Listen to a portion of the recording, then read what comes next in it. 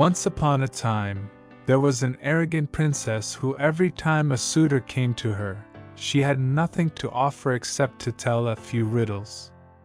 If the suitor could not answer the riddle, he would be pushed out of the door with humiliation and insult. Everyone knew this, and at the same time they also knew that if the suitor could tell the answer to the riddle, he could choose her as his wife. Ironically, 3 tailors entered the city where the princess lived. 2 of the tailors, who were older and sewed fine and well-tailored clothes, were familiar with all kinds of complex riddles and were confident that they could answer any riddle. The 3rd tailor was an insignificant person and was not very skilled even in his own profession, but he was a dreamer and thought in his imagination that chance might help him. Like those 2 tailors, he wanted to do something, but the other 2 tailors told him, "You can never guess anything with this half-intelligence and senses that you have." The younger tailor was not discouraged by these words. He still believed that he should try his luck. He felt that he should participate in this experiment like others. Finally, all 3 together informed the princess that if she is ready, they are ready to serve and hear the riddles. The tailors were saying to themselves that finally, skilled people have come to the battlefield, who can deal with all kinds of people. The princess immediately agreed and posed the riddle. She said, "My hair has 2 colors. Can you tell what color they are?" One of the tailors answered, "If you were an old woman, I should have said that you have white and black hair, like some people's clothes. People call this hair salt and pepper." The princess answered, "You made a mistake." Then she turned to the 2nd tailor to hear his answer.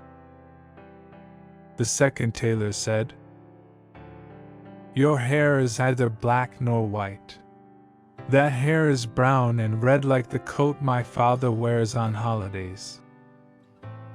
Turning her face to the 3rd tailor, the princess said, "This is also wrong." The 3rd tailor boldly came forward and said, "The princess has golden and silver hair." When the princess heard this answer, she almost passed out from fear. The petty tailor answered the riddle correctly. The princess believed that no one on earth could correctly guess the answer to such a difficult riddle. After she became calm, she said, "Your answer was correct, but it is not finished. Before I become your wife, you have to fulfill another condition. There is a bear in our stable with whom you have to spend a night. In the morning, if you are alive, I will be your wife."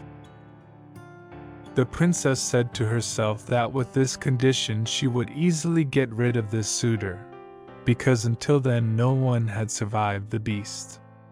The tailor didn't give up and said with a feeling of satisfaction and confidence, "Courage is half of the victory." At night, the tailor was taken to the stable where the bear lived. The bear was ready to kick the newcomer with its paw in welcome. The tailor said to him, "Easy, easy, dear friend, I will tame you soon." Then he sat quietly, comfortably and indifferently in a corner. He took out some hazelnuts from his pocket, broke their shells and ate their seeds in complete peace. The bear, who had seen that scene, craved for hazelnuts and asked the tailor to give him some hazelnuts. The tailor put his hand in his pocket and took out some sand in the shape of a hazelnut and gave it to the bear. The bear put them in his mouth and tried to break them with his teeth, but he could not. The bear said to himself, "I am such a stupid fool that I cannot crack a hazelnut. Then he turned to the tailor and said, "Can you crack my nuts?" The tailor said, "What an animal you are! Can't you crack a nut with a muzzle that big?" Then he took one of the pebbles from the bear, quickly replaced it with a hazelnut, and put the hazelnut in his mouth and broke it. Bear said, "I should be able to do this myself." The tailor gave him some sand again. The bear tried hard and bit them with all its strength, but it still failed. Meanwhile, the tailor pretended several times to put the same sands in his mouth and break their shells, while what he was putting in his mouth was a hazelnut. After a while, he took out a violin from under his coat and started playing. The bear, whose ears were familiar with the music, was delighted and began to dance little by little. After some time, he became so happy and refreshed that he said to the tailor, "Is it very difficult to play the violin?" The tailor answered, "No, it is as easy as drinking water. Look, I put my left hand on the strings, pull the bow with my right hand, and then all kinds of sounds come out of it." Bear said, "I have to learn to play it. Then I can dance whenever I want. What is your opinion? Will you teach me to play the violin?" The tailor answered, "If you have the talent, I am willing to teach you. Show me your claws first. Your nails are too long. Before you start playing, I need to cut your nails." There was a clamp in the corner of the stable. The tailor brought it and asked the bear to put his foot in it. When the bear put its foot in the clamp, the tailor tied it so tightly that the bear could not move. Then, while the bear was snorting in frustration, the tailor said, "Wait a little while I go get scissors."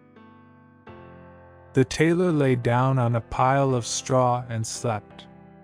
He was relieved about the bear because he couldn't move. During the night, the loud snoring of the bear reached to the ears of the princess, and she thought that the bear was snorting because of the joy of eating the tailor instead of a meal. In the morning, the princess woke up and happily went to the stable. But when she looked through the hole in the stable and saw the tailor, who was happy and cheerful and as fresh as a fish in the water, she was surprised. The princess could no longer argue with him, because she had put the terms and conditions before. The king ordered a carriage to be brought to take the princess to the church for the wedding ceremony. The princess was also satisfied, because she admired the bravery of this young man. The princess and the tailor got into the king's open carriage and went to the church. In the meantime, the jealousy of the two tailors who witnessed the good fortune of the petty tailor was aroused. They went to see if they could crush their colleague's happiness.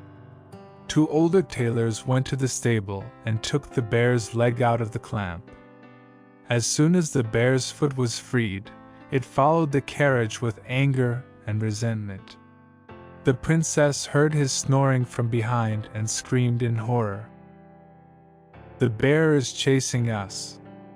If it reaches us, we are done." The tailor, as if he was already prepared for this incident, kept his cool. He put his head on the floor of the carriage, put his foot out of the window, and shouted, "Oh bear, do you see the clip? If you don't leave right now and don't come back, this time I will put a clamp on your foot so that you can never get rid of it."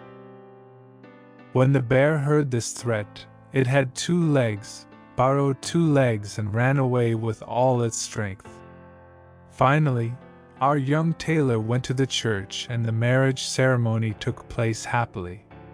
When he returned from the church, The princess took him by the hand and led him to the palace, where they lived a happy life.